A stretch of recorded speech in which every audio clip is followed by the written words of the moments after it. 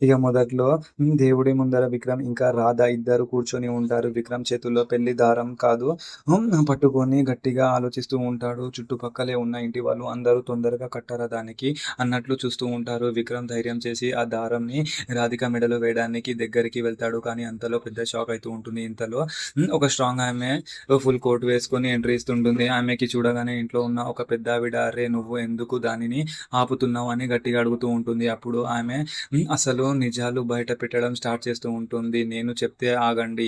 ఈ రాధ, విక్రమ్ ఇద్దరు ఫుల్‌గా ప్రేమించుకున్నారు అనేది ప్యూర్‌గా పెద్ద అబద్ధం. ఈ మాట వినగానే రాధ ఇంకా విక్రమ్ ఇద్దరి మొహాలు ఒకరికొకరు చూసి చాలా బ్లాంక్‌గా ఉంటారు. చుట్టుపక్కల ఉన్న ఇంకొక అమ్మాయి సైలెంట్‌గా పనుల్లోనే శత్రువుగా జరిగిపోతున్నాయి అన్నట్టు చూస్తూ ఉంటుంది.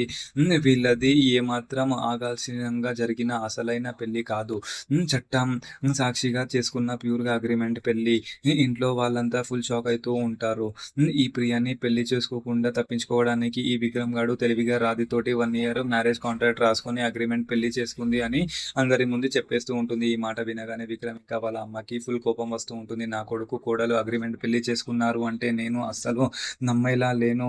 ప్యూర్‌గా అబద్ధం అని గట్టిగా అరుస్తూ ఉంటుంది. అంతలో ఇంట్లో ఉన్న ఇంకొక అతను వచ్చి అరే! ఎలాంటి అందరులు లేకుండా నిందలు వేసి నలుగురిలో ఒక అమ్మాయిని ఇలా తక్కువ చేసి మాటలం ఏమాత్రం కరెక్ట్ కాదు అని అంటూ ఉంటారు. మన నెక్స్ట్ ఎపిసోడ్‌లో ఏం జరగబోతుందో అనేది చూద్దాం. Thank you.